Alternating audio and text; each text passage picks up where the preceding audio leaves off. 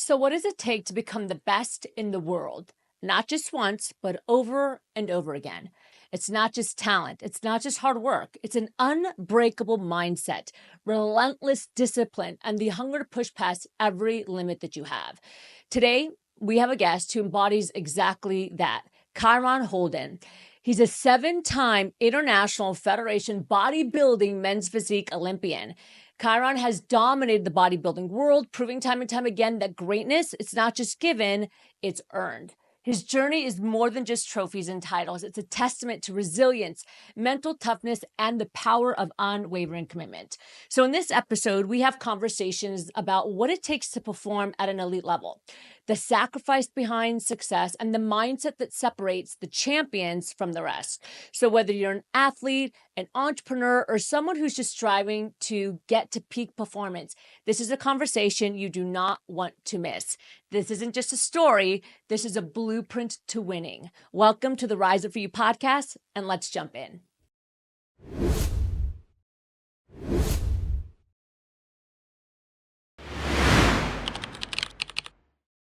Hi, Kyron. Welcome to the Rise Up For You podcast. Super excited to have you here today. How you doing? Definitely excited to be here. Excited for this conversation. Very good. Thank you. So it's interesting for those of you that are listening. I met Kyron it was like a celebration event with Ali and Flex Lewis. Those of you that are familiar with the industry that Kyron's in, you've probably heard of them. And so I started following him on social media. And for those of you that listen to the podcast, I bring people on that I'm highly interested in what they're doing, their success, how they've gotten to where they are. And of course, what connects with the audience of what we're doing here with leaders and executives and entrepreneurs. So I started following you on social media. I think you have a really interesting background and also an amazing resilience and discipline that I want to kind of tap into today for our audience. But I'd love to just learn a little bit more about you. So who were you when you were like in high school? Okay. In high school. That's a good question. I feel like I was a person that kind of got along with everyone. I feel like I had my group of friends, but at the same time, I can kind of relate to everyone. Also, me having gone through hardships early in my childhood, you have this. It's hard to put in words, but you kind of have this. You understand that life does not always go as you want it to, or that's planned to. So you kind of have this extra layer of understanding for people. Yeah, that's interesting because sometimes it takes somebody a whole lifetime to figure that out. But from what I hear you saying is that you dealt with that really early on when you were a child. And so maybe that wisdom you had probably when you were younger as well. When you were in high school, like where did you go after that? Oh, okay. So right after high school, I wanted to go to college, but I didn't apply and do all the things that was necessary for me to get into college. So I spent time. I was boxing before I left high school, so I kind of I continued with my training a little bit afterwards. But I really kind of started to veer off, started to hang out with friends who would not, got into a little bit of trouble. But I had a sister who was taking care of me at the time, and she was very strict and been making sure I didn't stray too far. So I ended up joining the military, joining the Navy after high school. All right, thank you for your service. Very interesting. So you got on the right track, right? And how did after joining the military, how did you get to where you are? Just tell people what you're doing today, because I think what you've done in your accomplishments in the bodybuilding world is incredible. So how did you get to this destination? Okay, so as of right now, I took the past year off to take off from the stage and focus on other things, and mainly just I wanted to root myself back into a spiritual practice. I became a yoga instructor back in 2020, and although it's still something that's part of my life, and then when people kind of ask me questions about it, I can kind of give them advice. But I hadn't rooted myself in a spiritual practice consistently because of my competing. Not because of my competing, but just not with yoga. And I felt like this past year, I wanted to kind of reintroduce myself to yoga and actually commit myself to a practice each and every day. And so that's what I did. And I think that kind of opened up a lot of things for me, allowed me to kind of dive back into emotions that I felt like I intellectually understood, but didn't actually get to feel in my body and feel in my mind. this past year, but I kind of focused on coaching others to get the stage. And what I want to emphasize for people who want to compete is to have a spiritual practice, because when we go into this endeavor, you understand that there's meals you have to eat, there's the workouts, the training, the cardio you have to do. But I think people kind of overlook having a spiritual practice to root yourself in, and that's what I've been doing this year. Kind of help people incorporate a spiritual practice into their preps.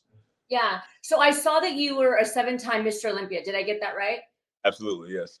Which is amazing. But how did you get into that space? Because that takes commitment. It takes discipline. It takes like a grind every single day, all day. How did you move from like the military into this space? From the military into competing. So maybe 2 years before I got out, I had a buddy who was already competing.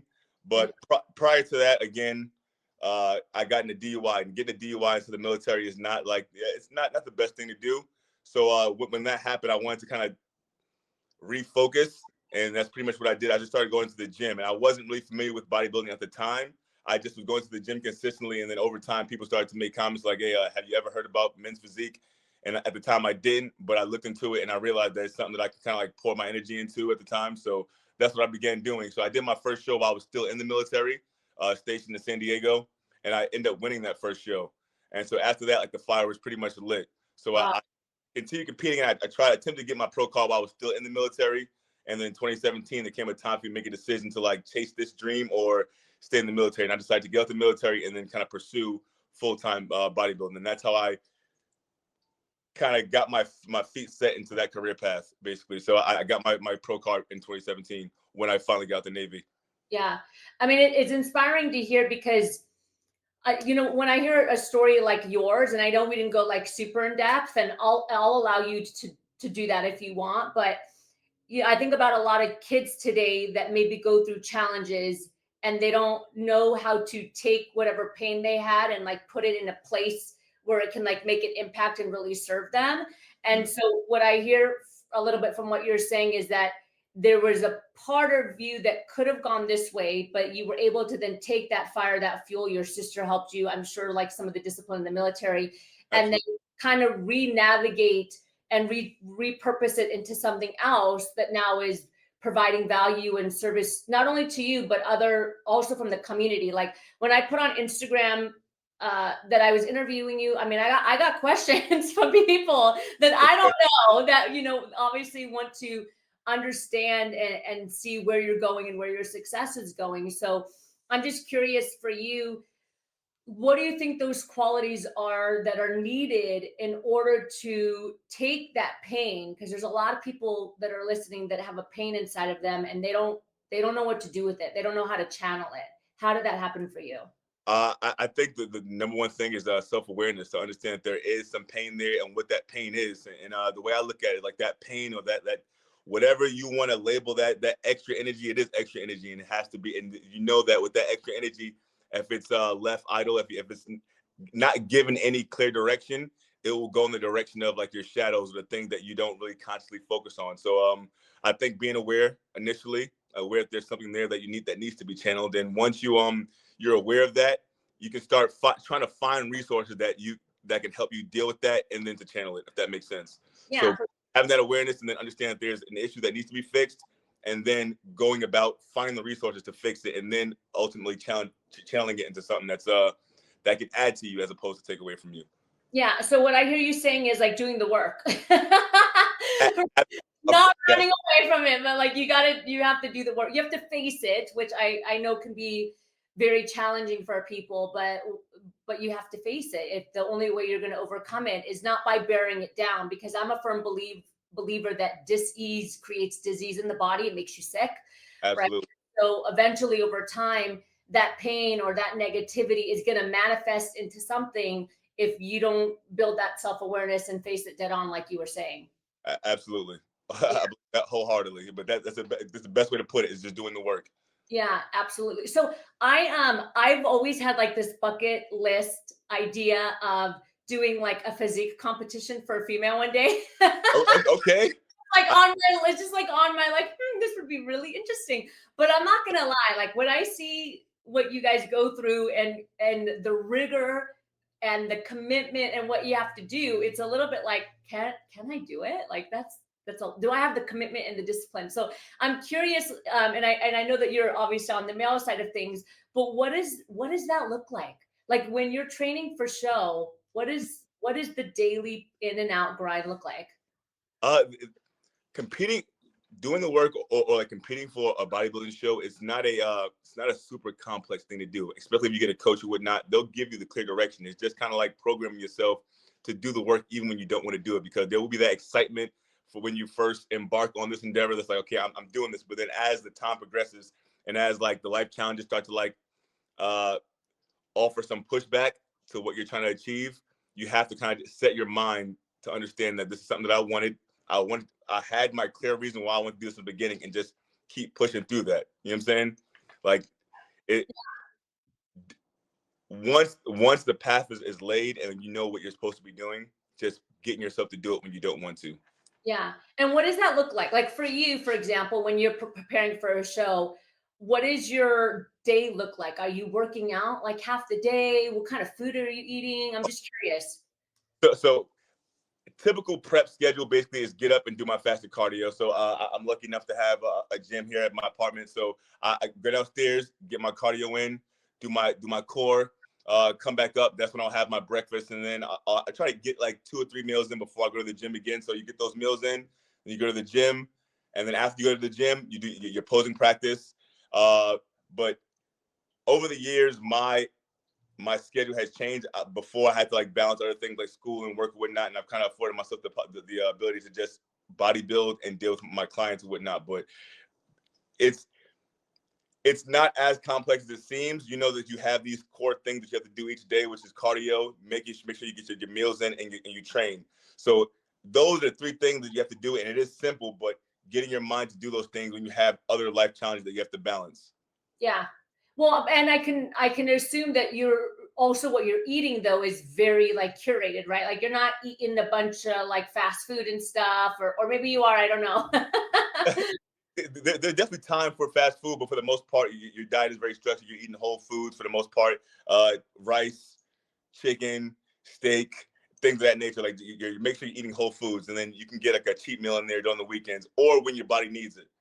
Yeah, just out of curiosity, and I know that you're not like a nutritional coach or anything, but I've watched some documentaries on bodybuilders that are completely plant based. Like Yes. they stay away from any animal product. And I'm just curious, do you have any like thoughts on that?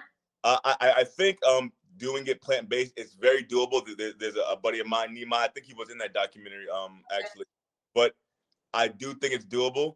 I think that if you want to be competitive at the highest level in the sport, there's it may not be translatable to like be at the highest level, but I do think doing bodybuilding and being successful to the extent that you want to be successful in it while being vegan, I do think it's possible.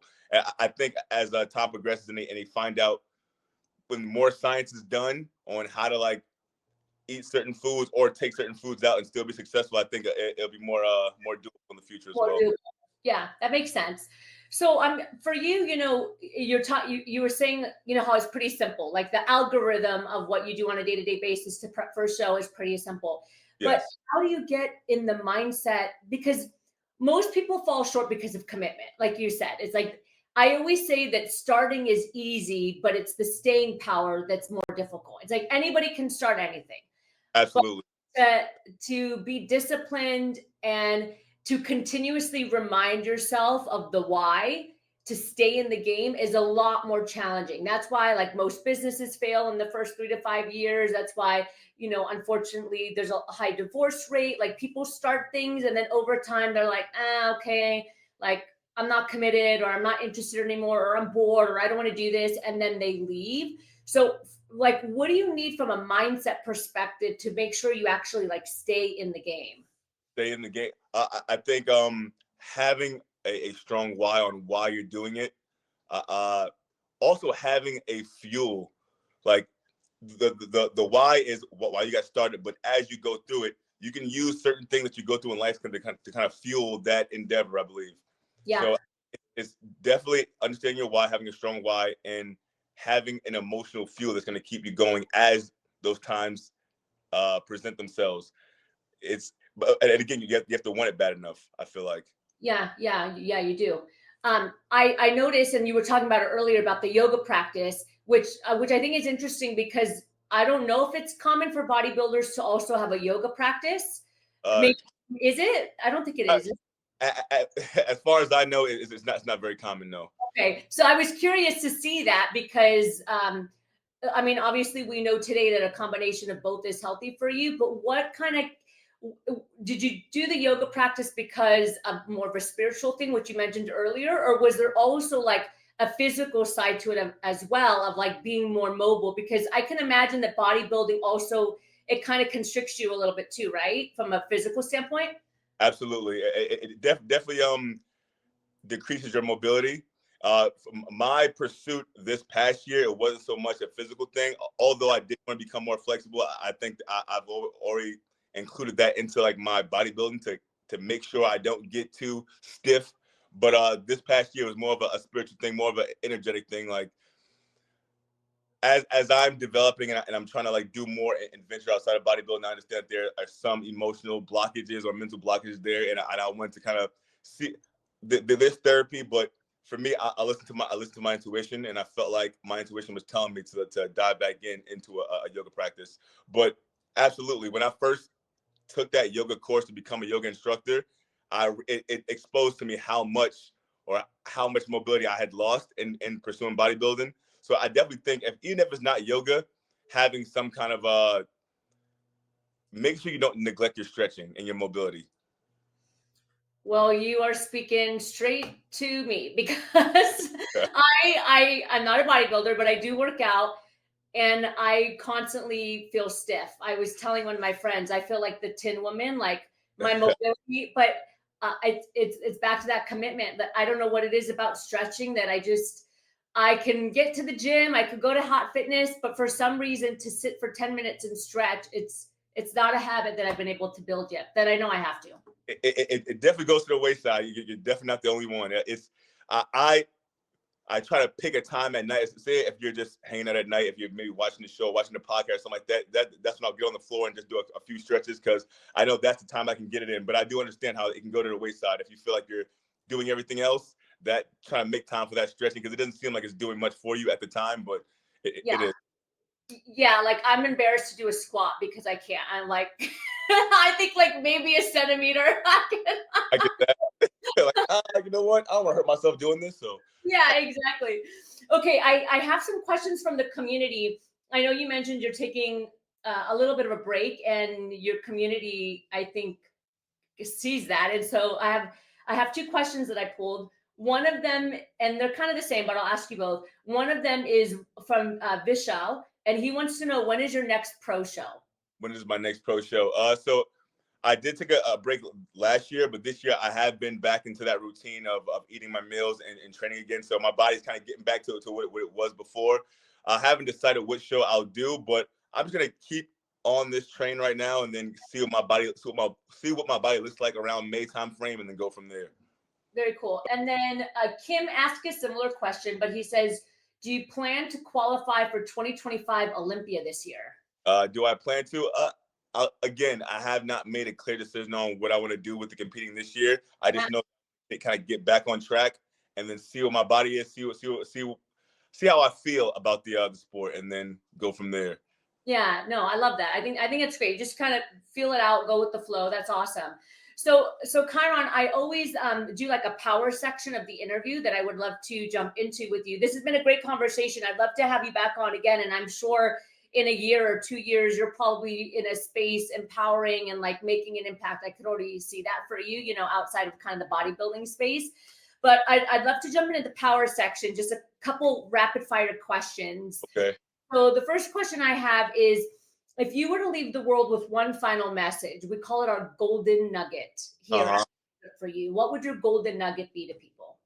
I feel like people might know of this term or this phrase or this quote or whatnot, but just knowing who you are. They say know thyself, but I just think everyone should know who they are truly and not like the label that you've been given, but just know yourself. Do the work to understand who you are on the I love that. Not the label that you've been given, which most of us are walking around with a bunch of labels. So I love that you said that. Here at Rise Up For You, we're really big on values. We have values here for this company. I have some strong values. What's a value for you that's a non-negotiable? A value for me that's a non-negotiable. I try to. So here's something that I say to myself almost every day. It's kind of like my affirmation. I'm an extension of the universe endowed with the same creative and destructive power I choose to create through love and harmony. So like, as I'm going through things and as like, and that's non-negotiable because even though you want to, as things happen in life and you meet opposition, you want to channel aggression, channel anger, but when you can root yourself back into what you want to leave to the world, what you want your impression to be, what you want your energy to mean to other people, I think that's non-negotiable for me. I don't want to let situations make me move outside of myself, if that makes sense. Yeah, it does. And I think what you said is beautiful because I do unfortunately see a lot of individuals, and it doesn't matter how successful they are, they use their trauma or their pain as an excuse to destruct, like to destruct themselves and destruct people around them versus like rechanneling it, which I know we've talked about a few times on this podcast. So I think that's awesome. I have one more question for you, but where can our community connect with you before I ask you what's the best platform, website, anything of that sort you can share with us? Oh, okay. The best platform at the moment would be my Instagram. So that's Kyron_IGM. Great. You can contact me through there. I also have Facebook and also TikTok. I'm not on those platforms often, so it would be Instagram. Okay, perfect. And we'll put your IG handle in the show notes. Final question for you, Kyron, is as you know, we are the Rise Up For You podcast. What comes to mind for you when you hear that phrase, rise up for you? Rise up for you. Just what comes to mind is take the initiative to become your highest self.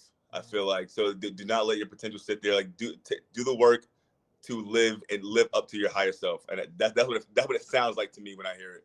Yeah, I love that. Kyron, thank you so much for joining us today on the Rise Up For You podcast. It's been an honor to have you on this show. Super interesting conversation. I appreciate you. No worries at all. Thanks for having me on. Thank you. Like this is a live show. We don't care. Yeah, absolutely. And thank you everyone for joining the Rise Up For You podcast.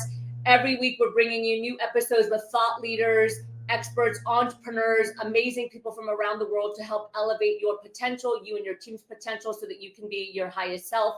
Thank you for joining us today. And Kyron, thanks again for joining us on the Rise Up For You podcast. No worries at all. You have a good day. Thank you. Hey, I hope you enjoyed today's podcast.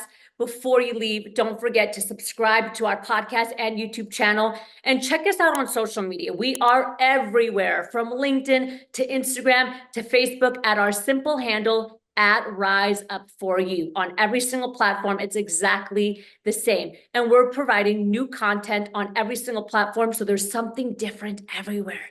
So don't forget to subscribe to our channel, subscribe to our podcast, and connect with us on social media. I'll see you next time.